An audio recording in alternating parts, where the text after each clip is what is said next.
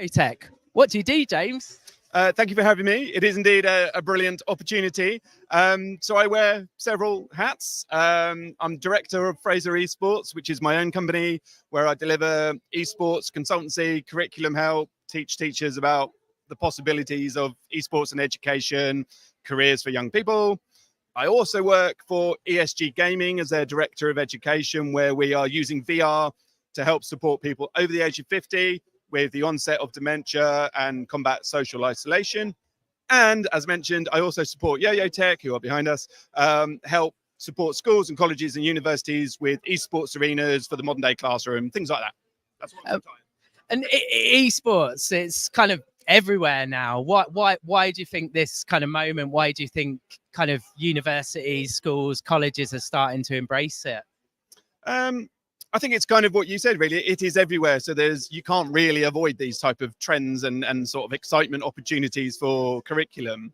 So I've said for the last 5 or 6 years now that the esports curriculum that I was very fortunate enough to help contribute to when I wrote the elements of the esports BTEC.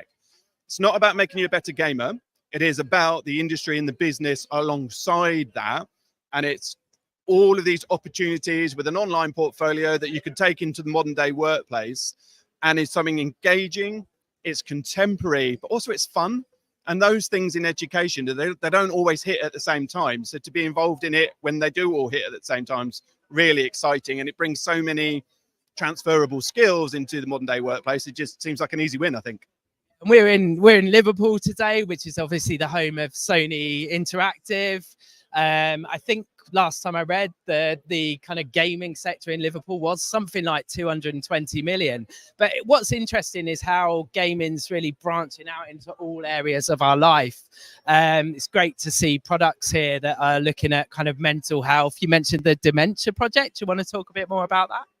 Yeah, absolutely. So with ESG Gaming, I helped create a virtual reality dome, where in that dome there are several rooms. There's a yoga and a Pilates room. There's a museum tour. There's a live space for live music or comedy, where you put on this headset. You can be transported to literally anywhere in the world. We've used Malta and Lisbon and Barcelona and Scarborough and Brighton, and even the Liverpool docks if we wanted to, where it really helps connect with a certain amount of nostalgia. It also allows people to go and adventure and explore, which they don't always have the opportunity to do. Maybe they're really flat out with work. Maybe they're in a retirement village and mobility is an issue. But for an hour or two a week, and that's all we're saying, they get to go and do something really exciting, really dynamic. And of course, if they don't want to, they don't have to. But it's something new and it's something shiny. It's about opportunity. And if we can then tie that in with keeping the brain active to help slow down the onset of dementia, that is a wonderful, wonderful thing. So it's great to be a part of that.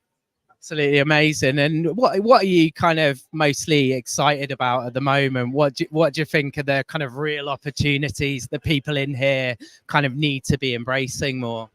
Purely with my esports hat on, I think I need to tell more and more people, senior leaders, etc., that what we offer is not about making young people better gamers. It is about preparing them for this billion-dollar industry, which, as you said, isn't going anywhere.